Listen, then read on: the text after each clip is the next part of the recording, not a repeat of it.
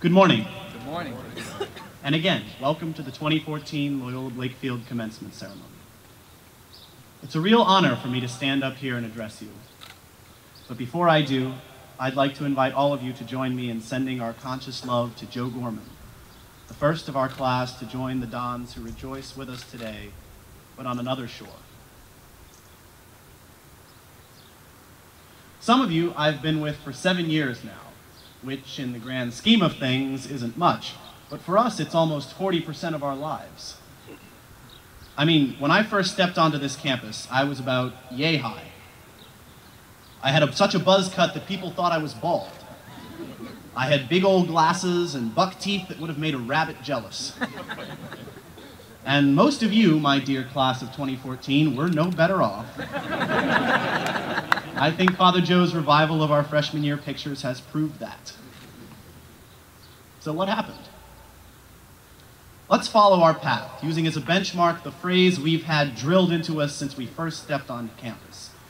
Men for others. Start in middle school.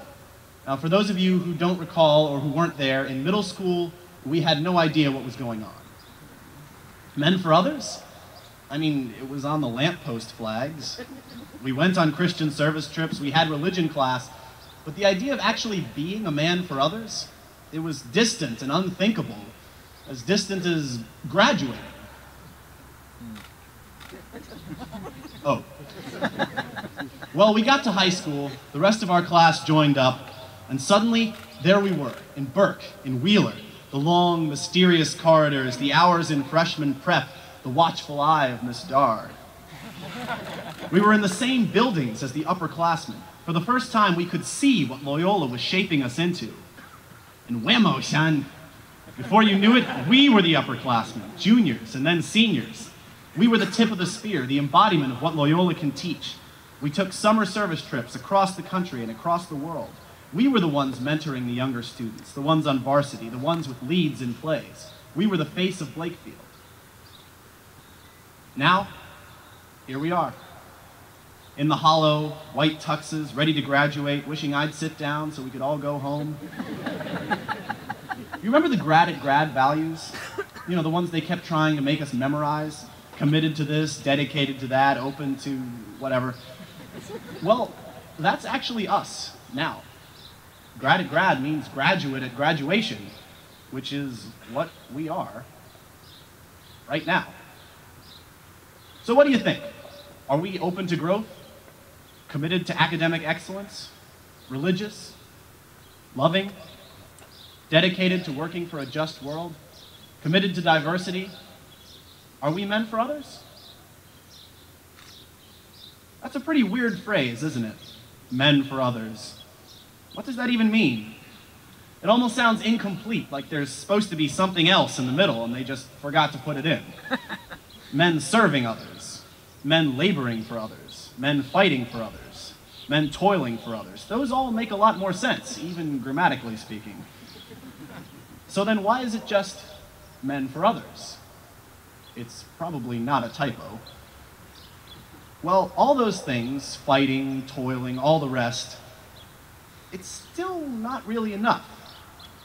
Even the one of us who's going to win a Nobel Prize, yes, I know you're out there somewhere, even he is going to spend most of his life doing ordinary things. Brushing his teeth, eating breakfast, commuting to work, laughing with his friends, balancing his checkbook.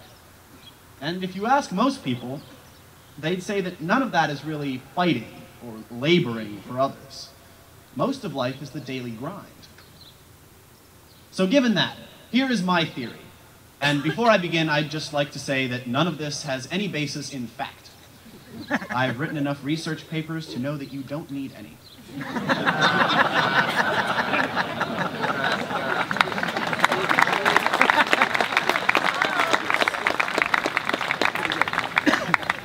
Anyway, and guys, back me up on this. The Loyola English department does not like the verb to be. This is true. It's one of the core parts of Jesuit tradition, right, Father Joe? There's serving others, educating the whole person, and purging bad writing with the holy fire of God. Anyway, I think the verb that was originally in the middle of men for others was a to be verb. Pedro Arrupe just got so many complaints from the Council of Jesuit Grammar Masters, he had to take it out.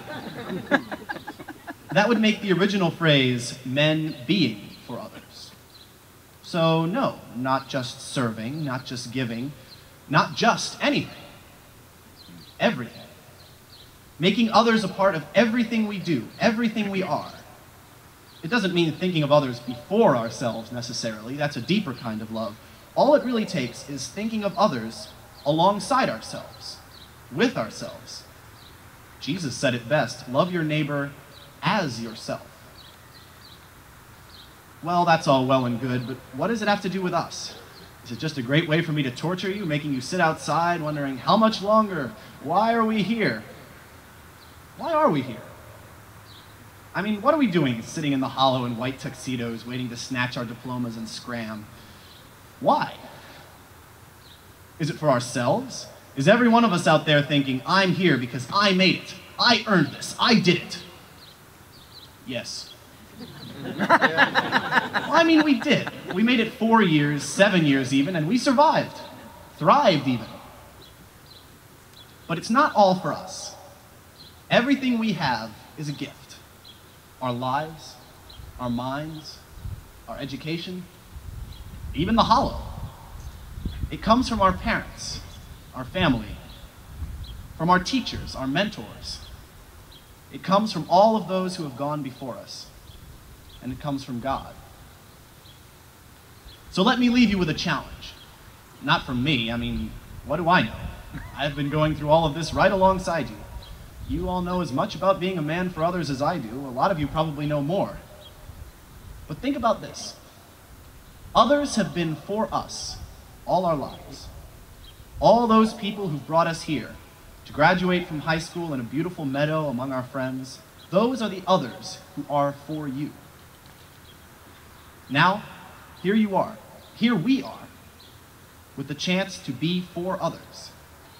The chance for us to be men for others for the rest of our lives. Take that chance. Take that chance. Thank you.